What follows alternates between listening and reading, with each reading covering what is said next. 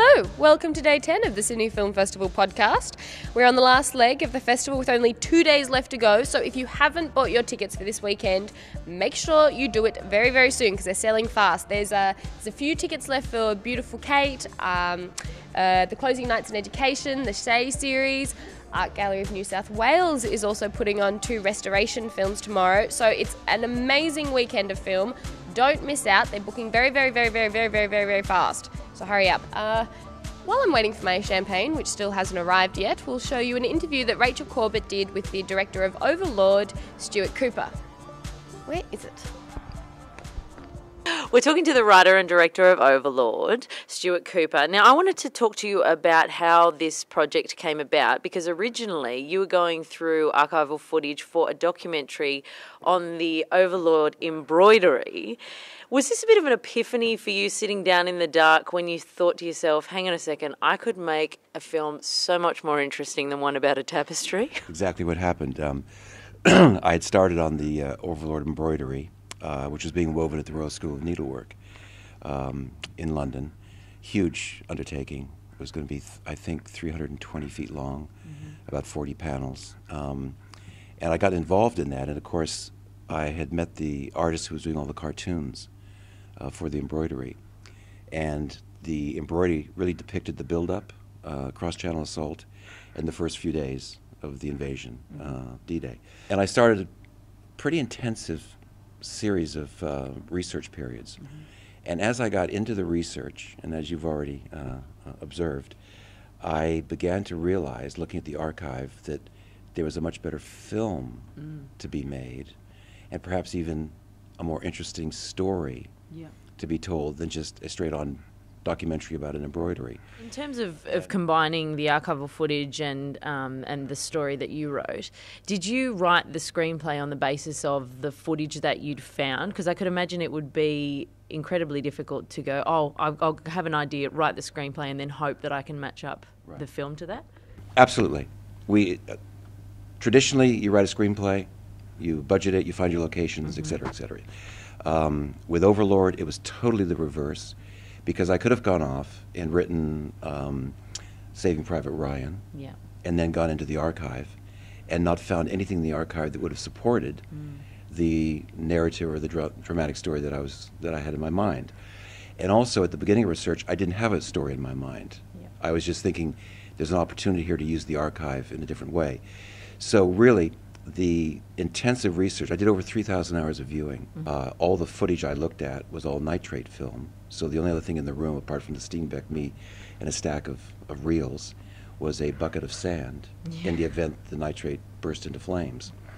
So I really got into the research, and it was through the research that I began to, exactly as you've outlined, backed out and began to develop a story.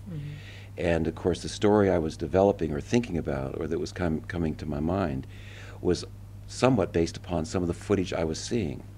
So it was it was a reverse process. Obviously, you know, the timing of the film and the situation with Vietnam, the US didn't release it originally when it was released. Do you think that that had something to do with it, as well as the fact that it was a story about a British soldier rather than a US soldier? It was the back end of Vietnam. War films were not necessarily on people's minds, particularly in America. Particularly a black and white film about a British soldier with archive that had a smell of a documentary about it, at a time when documentary films in America were not particularly popular. They were very slow coming back. They are now. But at that point in time, documentaries were not at the top of people's list. I think all those elements contributed to it not being of any interest to an American audience, or at least to an American distributor. Is that strange? I mean, it's been sitting on your shelf for like 25 years, and then all of a sudden it's like, hang on a second, I made this ages ago. It's been actually very interesting, because it's not a film that, as a filmmaker, you would forget. I mean, I made a lot of films over the years, and went back to the States and did a tremendous amount of work, particularly in the long form, not documentaries, but a lot of miniseries work, huge, complex projects. But Overlord is not a film that, as a filmmaker, you tend to forget. You know, the film looks like it was all shot at the same time, and that it's not, you know, archival footage spliced in with something else. What I wondered was, do people sort of look at the film and think that there's CGI or special effects involved, because it's all actual footage. But if you're coming from the viewpoint where you think that it's been made in the last few years, you would think that it had special effects in it. There's no special effects at all. There's no opticals. There's one optical in the entire film. And have you seen the film? Yes. You have. Good. Good for you. Good. No. Good. The only optical is in his mind's eye at the end, when you see the running figure, which is the premonition, which is stated at the beginning of the film. And at the beginning of the film, that premonition is not necessarily Tom's premonition.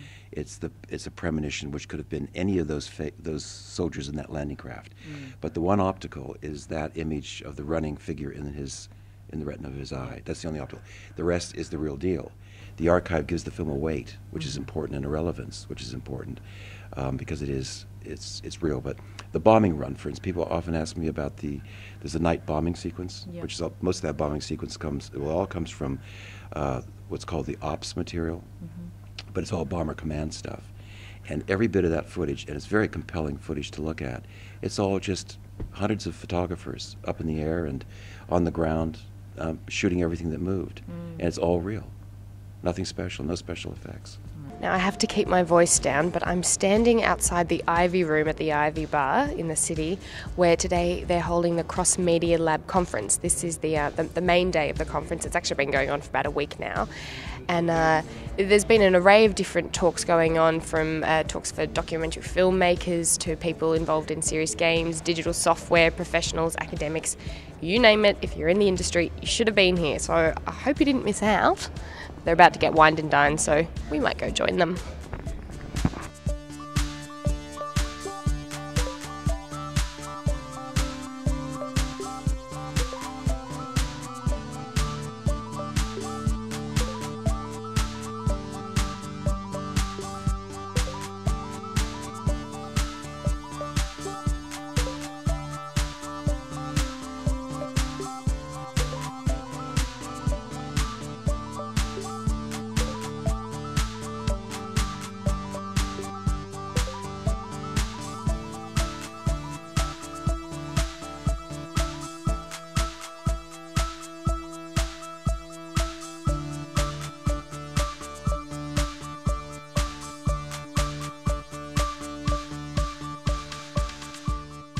Standing here with Sasha Grey, the star of The Girlfriend Experience. So how are you enjoying Sydney so far? I love it. It's a very surreal experience because it was, it happened all very quickly, so I'm having a lot of fun. And you're the sole representative for The Girlfriend Experience. I am. Do you feel a lot of Weird. pressure? I'm not necessarily pressure, but, it's just a little strange being all by yourself, but it's fun still. And what was it like working with Steven Soderbergh? He's, such a well-renowned filmmaker. It was just an amazing experience. I mean, he you can always see the wheel spinning in his head, and you always know he's thinking of something else that you didn't think of first. So, I was just wondering, I noticed in the film a lot of the themes are about the election and about the financial situation. Do you think that the film will be as well received in Australia and internationally? The recession hit everybody, so I mean, I've heard not as hard here as in the States, but I still think whether or not you're dealing with the economy or the elections, it's still a very interesting film. So yeah, I think it will be well received. Have you got a lot of feedback from American audiences about the film? Yeah. I just hear word of mouth. I don't read reviews. I don't deal with any of that. So through word of mouth, it's been interesting because people are it's been received quite well, but it's also mixed. Some people like it, some people don't like it, and some people just don't really get it at all. Well, good luck. Congratulations. Enjoy the film.